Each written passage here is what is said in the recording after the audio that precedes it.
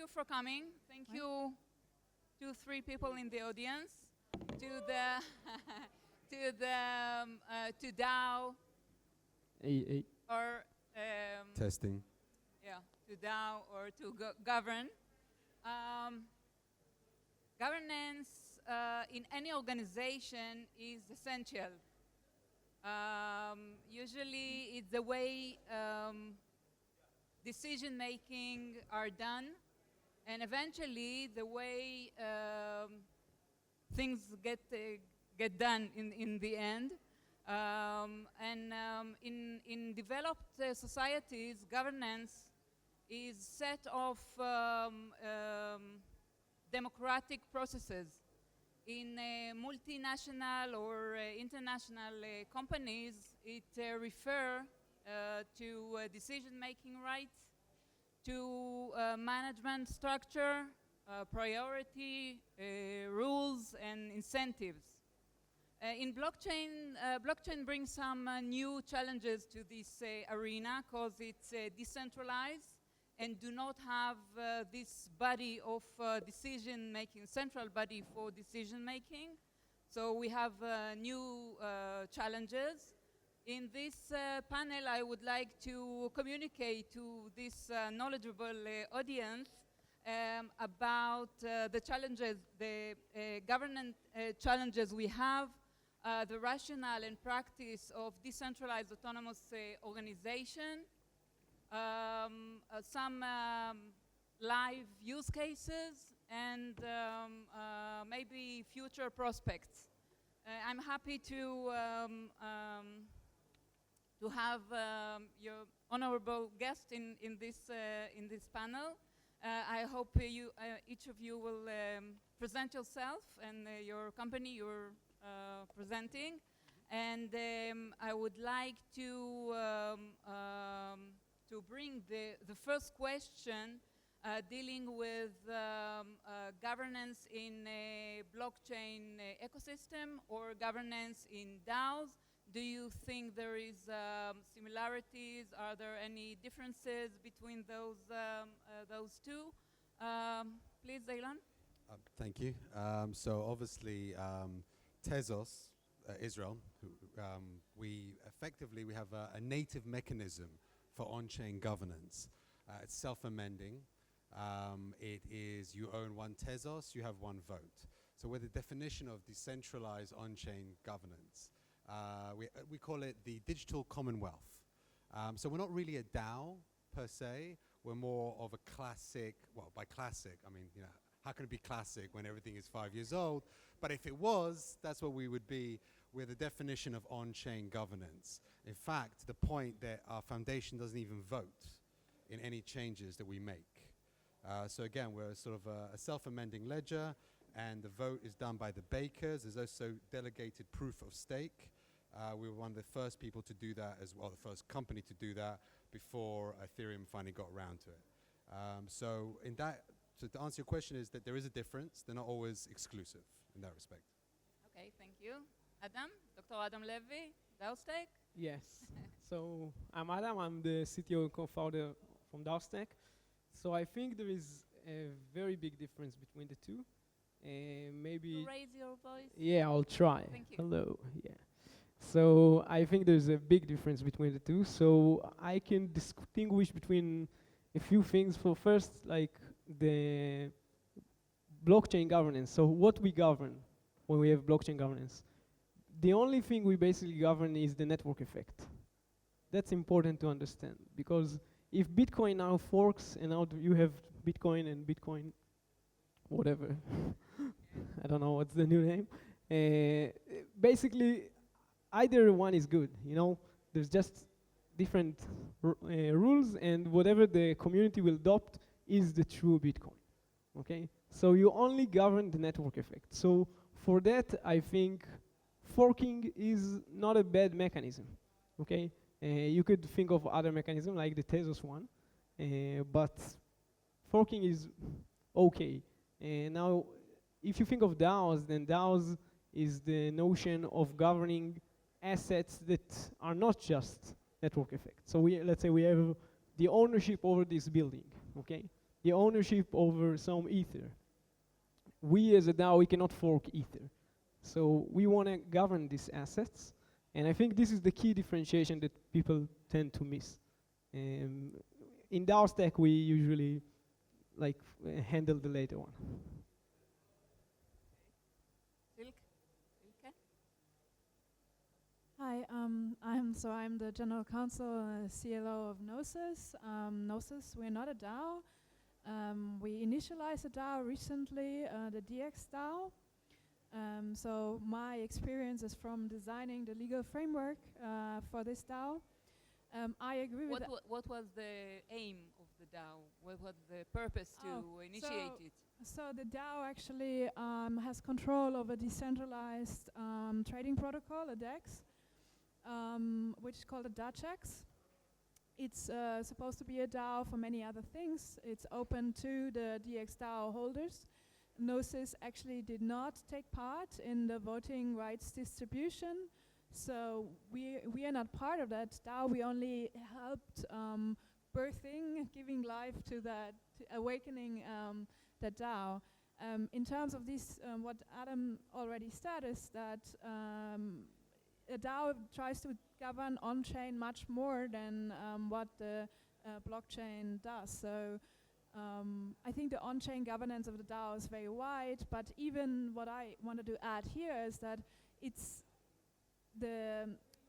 what I noticed is that even though you have so many things in this DAO that govern, which supposedly everything is supposed to be on-chain, you do these votings, you can vote on basically anything, still the community that now actually the voting rights holders in this DX DAO, they meet, they have Zoom calls, and you need this extra off-chain governance, which we thought we You're wouldn't need. taking my next question about Sorry. off-chain, on-chain, soft governance, and we will drill into this in a minute. Sara. Hi, I'm Sara from Climatics, a London-based product company. We have not launched a DAO, but we kind of work at the technology layer. So I think, to answer your question, what's the difference between blockchain governance and DAO governance? How's that? A bit better? I can hear myself now, thank you. So to answer the question, the difference between the blockchain governance and the DAO governance, the blockchain governance is really about how the protocols work together, what you can trust in terms of the real base technology, the protocols, the cryptography. A DAO or this kind of layer 2 type governance is really, it's kind of human behavior or functions or conventions that are automated as well, and in contrast to the blockchain governance, which is how the network will propagate itself, hopefully in a decentralized trustless way. It's wisdom of the crowd, but put into a protocol in some respects. Yeah, but it's very comfortable, or I don't know. Usually we do this in blockchain and refer to governance in blockchain as a consensus protocol, and that's it. I wonder whether we ought to put some thoughts and conversation and debate on it. Wouldn't it raise new challenges or new issues, more coherent, more deep issue we had to tackle? Or does the protocol solve everything? You know what's interesting is we're not talking about the past, we're talking about a potential future. Like, no one is talking about the big white elephant in the room, the DAO hack. Why did that happen? What are we going to do that's going to make it different? How are we going to make it more elegant? How are we going to make it work better?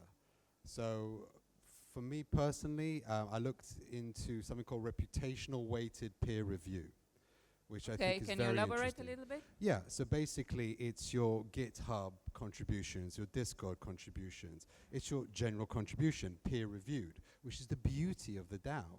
Now last time when the DAO hack happened, we just weren't ready for it. It was just too new. And then, and sorry to digress. We were terrified. No, but the problem was that had the DAO not been hacked and we gently fixed it and it started working better, how different would have the ICO craze been when there's a peer review, when there's a the wisdom of the crowd, you know, a high level barrier of entry, that half of these ICO scams would never have been monetized had the DAO worked. Now that's hopium, of course, yeah, but it's so interesting to see how we can fix the that. hacker gave you peer review. I think it was Actually, very good. Yes, exactly. That was the ultimate peer review. Exactly. Very exactly. obvious. A costly one, yes. What was missing with the DAO was basically like the dispute resolution layer, some layer to actually fix things. And even like, I mean, for in the whole off-chain governance, you didn't really have any of this.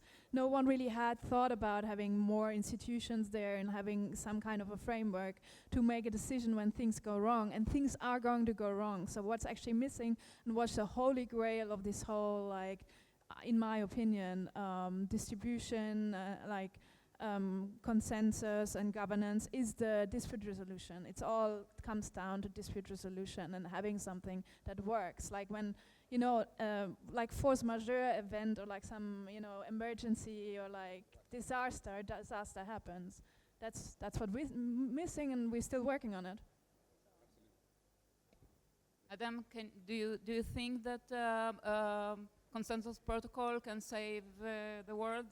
We can figure everything out with those. Well, no, I don't think we're trying to save the world. Also, I think we're trying to build things that people can use.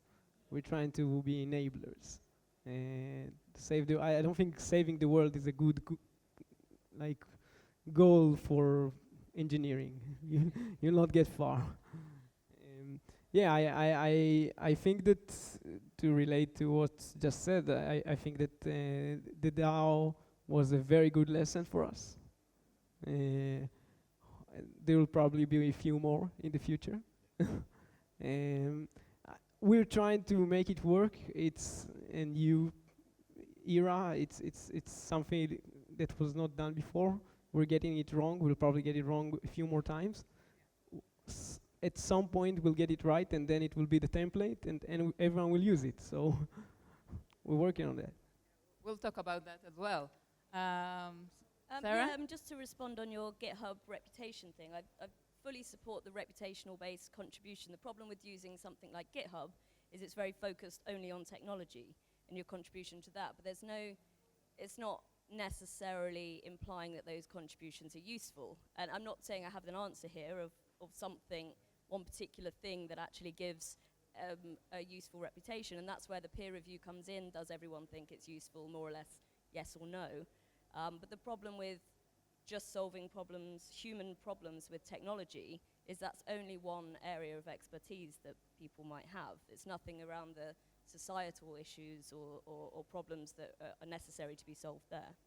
I agree entirely. It was just an example, but you take bibliometric data, which is basically a collection of data, not just that, obviously, because that would make it incredibly centralized and easily to gain, which is another problem that DAOs have as well. So yeah, no, I agree with you. So let's dive into the soft governance, hard governance, on-chain, off-chain. How do you balance these processes? Do you need to intentionally, from the beginning, to plan this balance, or you when you operate and then you decide what balance should be in on-chain and off-chain? Whether the number of participants are criteria for this decision. Can you relate to this issue? The problem with on-chain is that there's a very low voter turnout. So that's why we use delegated proof of stake, so we can give it to a baker to vote on our behalf. But that's the problem with on-chain voting, because there's not much people showing up like in real voting. The problem with off-chain, it's like real-life politics, effectively. This is where you've got sort of... But you feel you need those processes off-chain in order, we're human, we need to communicate, we need to think. It's not just voting, you have to discuss, you have to maybe group and find some interest and priorities. It's nuanced, it's not binary distinctions, of course, but the problem is off-chain, you just don't know. There's no accountability. You don't know exactly what's happening. That's what happens with Ethereum, for example, right? You just don't know.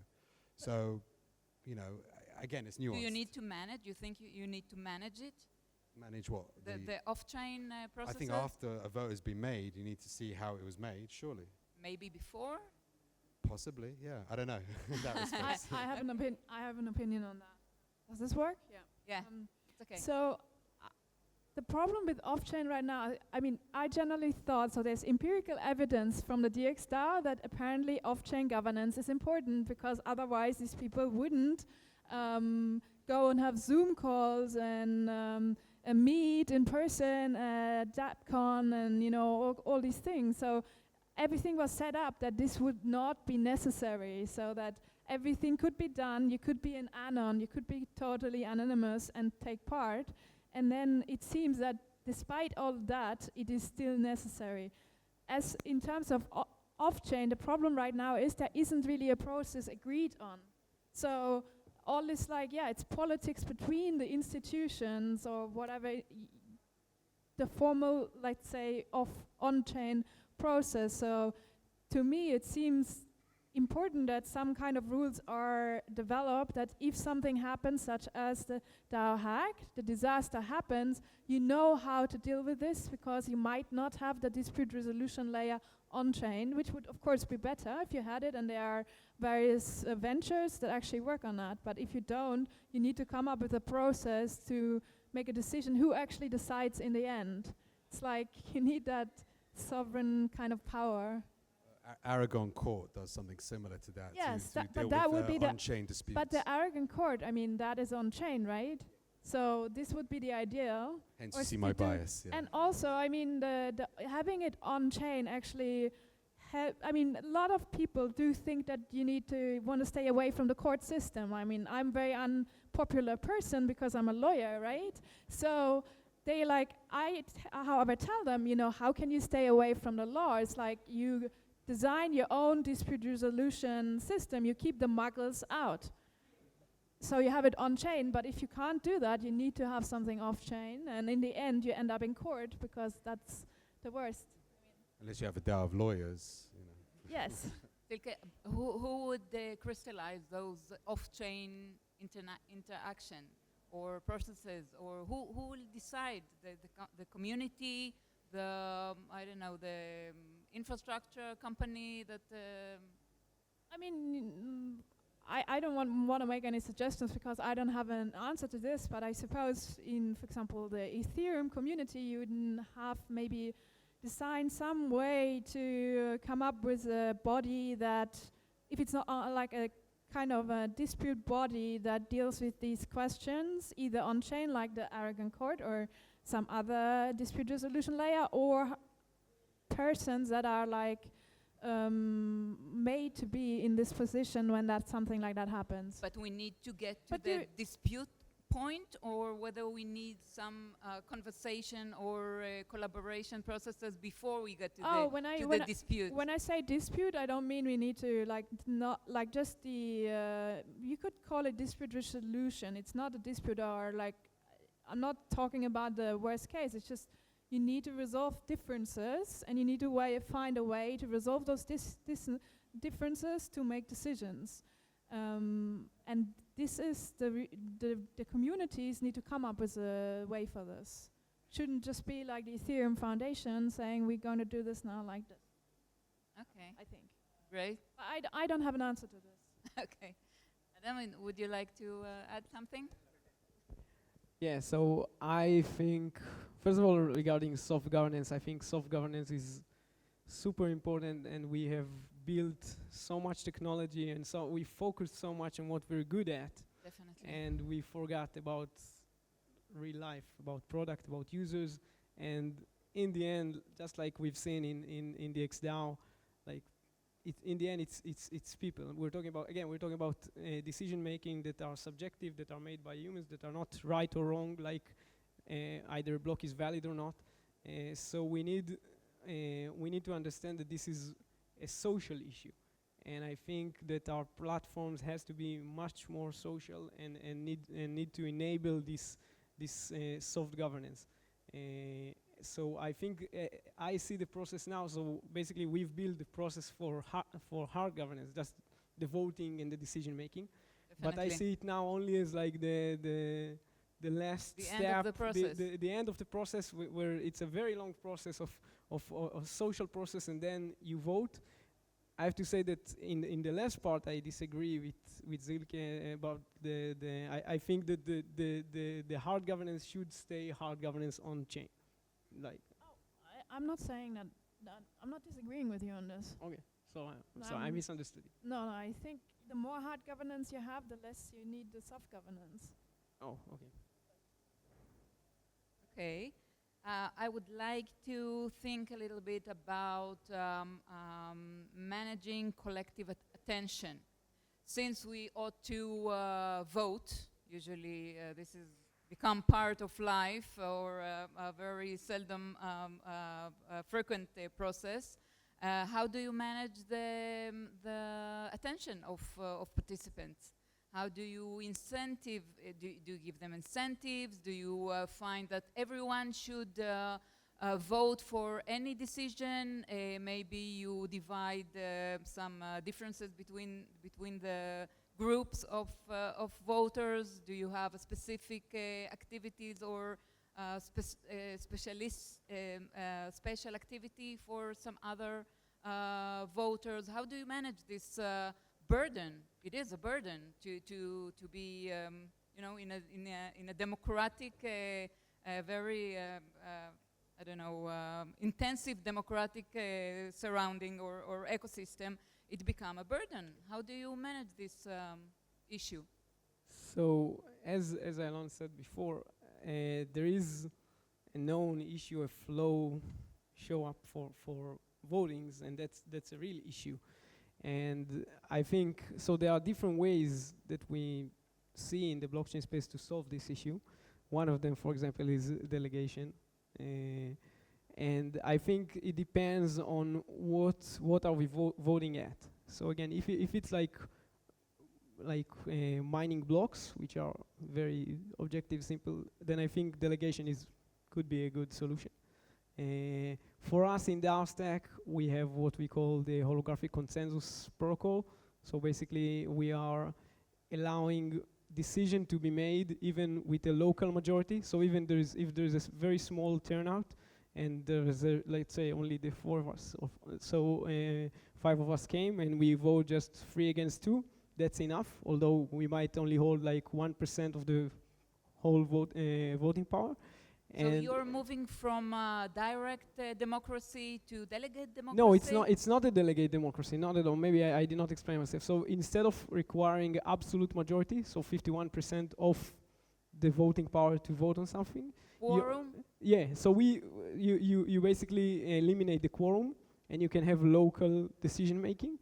And we have some kind of a market mechanism, like a prediction market mechanism on that, in order to make sure that there is no real skewing between the local majority and what the global majority thinks. So in principle, if there is some kind of skew, then there is an opportunity to make money out of it. You can stake that this decision is wrong. Okay, Sara, do you find this attention an issue or a challenge, or you don't think it is a main? Well, I think it's different for the public blockchain space than it would be for a permissioned type system. Definitely. But these aren't necessarily new problems. These are problems that we've seen in society with voting in politics. And whether there's a model to incentivize people to do it, or you go down the Australia route where they've made it compulsory for everyone to vote by punishable of punitive measures of some sort. Yeah. But then there's always the question of, does someone care enough to vote about said issue, whether it's voting for a new prime minister or a protocol change or what? But then there's, different models that are being talked about, I think. I'm not sure if anyone's implemented them, but for example, quadratic voting. So you might have one tesi, one vote, but you might be able to save up those votes and actually vote in something that you really care about and use your say to actually sway that in a favor that that you might believe in more so than having to use one vote for every single issue. Again, I don't have the answer either. I don't know what's right. But I think my only point on this is sometimes people don't know the implications of what the vote means, what will happen if you vote A or B, what's behind both of those doors. And sometimes those that are posing those choices don't necessarily even know themselves. So it's quite difficult from a sort of game theoretic perspective to actually predict all of this stuff. So, But you, in short, I don't know. We have to rely on the crowd wisdom. We hope they are I do hope those knowledgeable crowds are enough. wise. And Well, I you think know, me and Sarah both know what happens when the crowd wisdom votes. It's called Brexit. Yes. That's Very what fun. happens Some when you more, don't. some more. Actually, in some silly way, that's a very good example of why, you know, consensus and perhaps a slower process of agreement and discussion and league of DAOs, by the way, because you have mini DAOs, big DAOs, all that kind of stuff, is actually very beneficial. And Brexit's a good example of that, because in Brexit, you were given binary distinctions, and it was like stay or go. But no one explained in detail, and no one was held accountable either. They found that the most hit on the internet about Brexit was after the voting. After the voting. What is Brexit? Then they went to find out what is it. But a DAO would have been perfect for Weren't Brexit. there a lot of lies? Were there lots There of was lies? a lot of information. Exactly. Silke, which, we can hear you. Just saying, I mean, there were a lot of lies, there was a lot of information, there was also a lot of discussions. I mean, there were a lot of weird buses going through the country, like suggesting that the NHS would get 350 million more a year or something. So there was information. So we would, in the same community, we'd probably have the same problems, no? No, not exactly, because peer review is peer review, right? So if you get people that people trust. So, for example, the Brexit vote, and let's not focus on it too long, but the Brexit vote was manipulated, right? People were told one thing or another, and they were voted. It was an emotional reaction as opposed to intellectual reaction. Either way you feel about it. So it was a DAO for that kind of voting system would probably, I mean, not guaranteed, but would probably have changed the way it rolled out, which is an interesting example, if there ever was one, I think, for that, perhaps. Maybe we should try and see Yeah, if I the wanna- prediction is. I want to avoid the Brexit issue, but I want to. So pity. I want to comment on the quadratic voting, which I think is a very nice mechanism, but I think it's very not suitable for decentralized governance. I hear it's like proposed, but Adam, just speak up. We ought to. yeah, just maybe to explain. So the problem with quadratic voting is that the people that are deciding what we vote about, like they have a lot of power, and this is very hard to manage in a decentralized way. So it's good for some things, but it's not good for usually. I haven't seen a model where it's good for decentralized governance. Let's talk about some real challenges.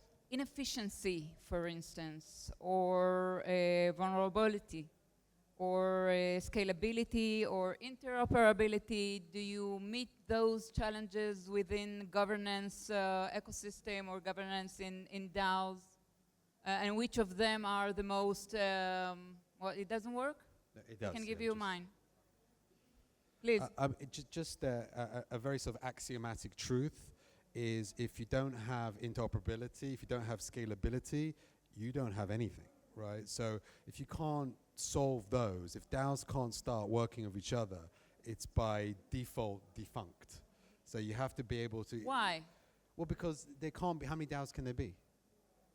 I don't know, millions? Countless? Millions? Millions? Yeah, they have to interact. You think that You'll this never is get a anything done.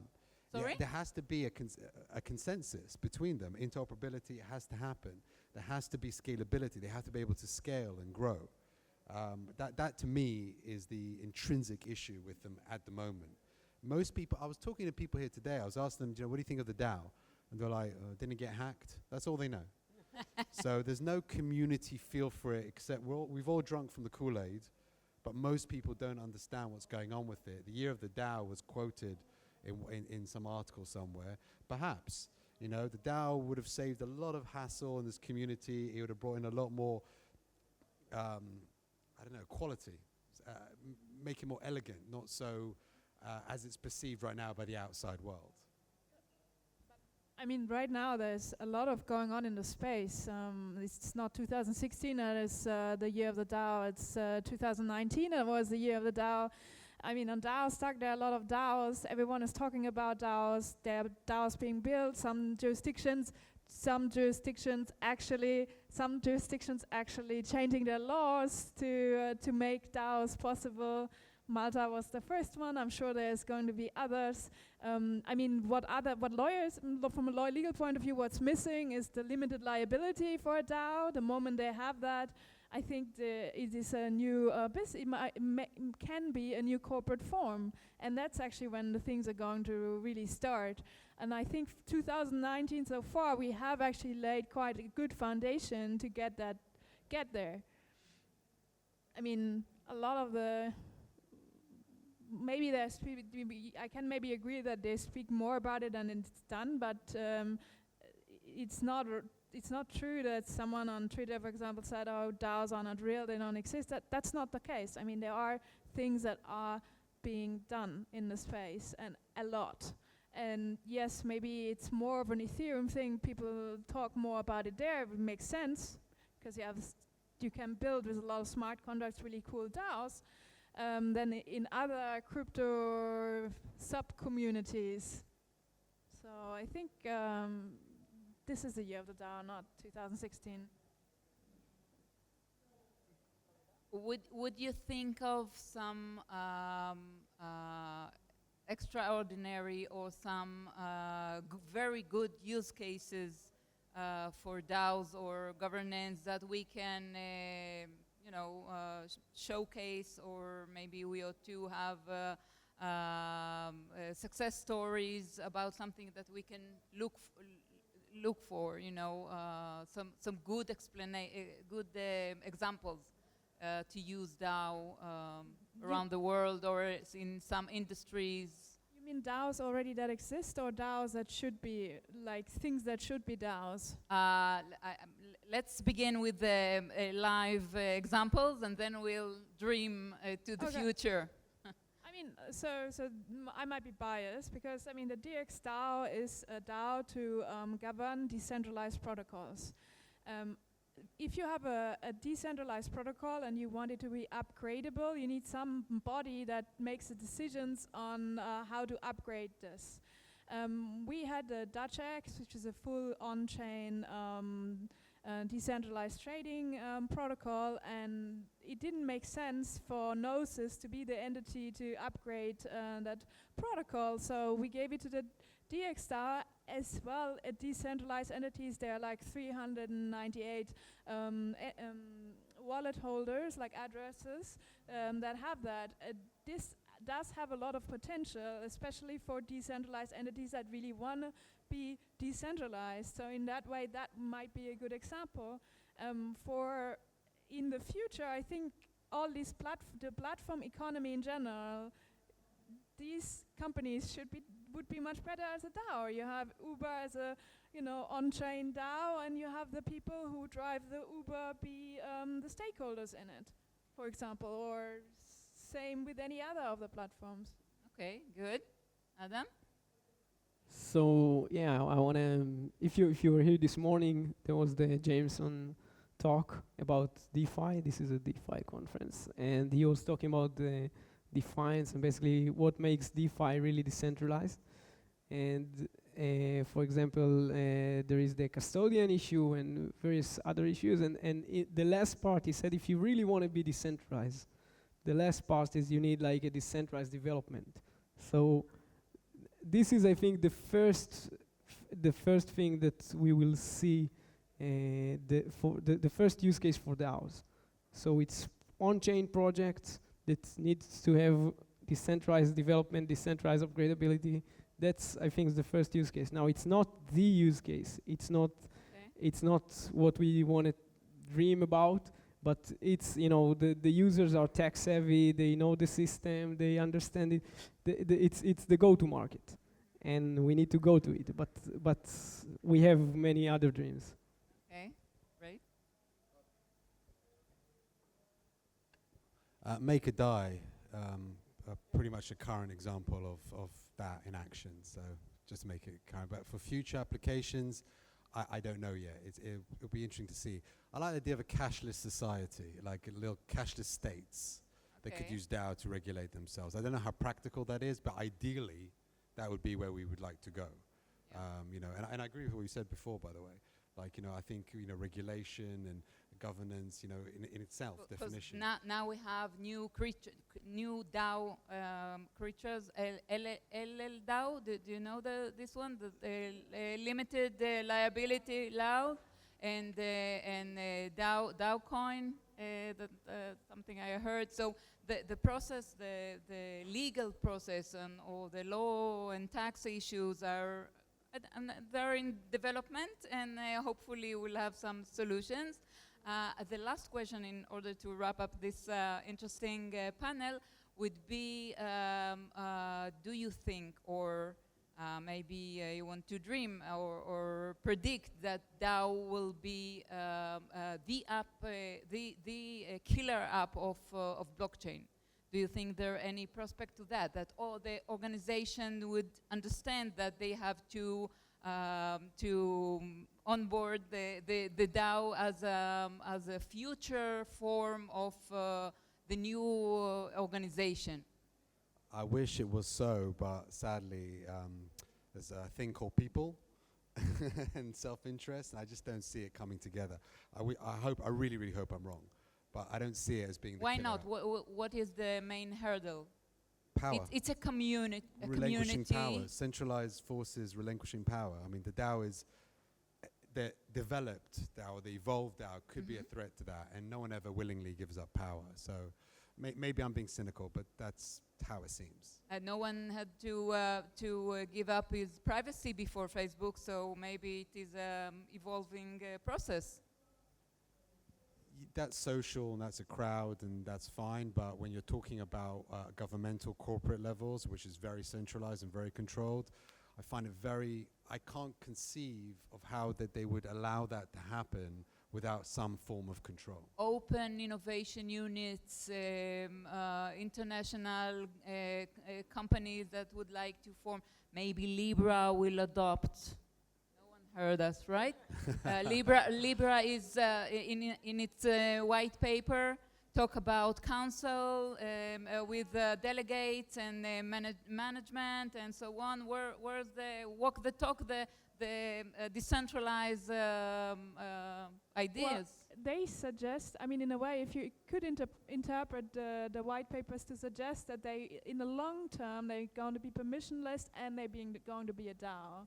They But didn't say a word about DAO in Yeah, their but I white mean, paper. you know, but the thing is, I mean, DAO, I mean, we're speaking about DAO as, you know, you could, anyway, most people don't like that word, so you can just call it something else and it still be Yeah. what we right now think is a DAO. So the term is a problem? I mean, people is like, oh, a DAO is neither autonomous, and it's not an organization, and there are all these discussions, and every time, you know, people meet, so we've, so in Koala, there's a bunch of lawyers in the Ethereum community, very cool crowd. We discuss about, you know, the discussion, the definition of a DAO, and, you know, there are always discussions on that, so, and people don't like to use. I mean, I'm not sure about it being a term people like. So I just to comment on that, I think people didn't like the word DAO. When we started DAOstack, DAO was like a taboo word, and now I think it's like very popular. I'm sure in Ethereum, and I can understand why Facebook will not use the term DAO, because they wanted to approach like the wide audience. That the word blockchain, I think, is even that is a big word for them. Regarding to your question, I don't think DAOs are the killer app, but not because of what Aylon said. I'm not afraid of the governance, to be honest. I'm not afraid of like the big corporate. I think the killer app is money, to be honest. Money? Money, yeah. Money is the killer app of blockchain. I think governance is the next after it. the same way I don't think that the governments and the corporation can stop Bitcoin, I don't think they will be able to stop DAOs. Okay, wonderful. Sara, you would like to add something to this? Yeah, I think the dreaming. I can see a use case for a DAO as an organization that does something, that provides goods or services to users, and they can vote on the price going up or product features to be added. You can see how that could legitimately happen, and that's really just automating something, perhaps giving a voice to those that aren't already shareholders in that organization. For me, I think that whether or not the term DAO sticks around or it's a beast by another name, I don't think it's reached mainstream yet enough for people that aren't already involved in the blockchain communities to know about the DAO and the hack in 2016. So the terminology is one thing, but I think sort of to reiterate that point, I think until someone that's created a DAO or someone that creates something is able to provide a good real life use case for using that, it's not going to catch on. And I would say that about any blockchain. We have to things. persuade Zuckerberg. Yeah, what's it for? What are you actually It's voting our PR for the DAOs. Yeah, PR for future DAOs. DAOs. Okay, I thank you very much for your participants in the panel. Thank you very much.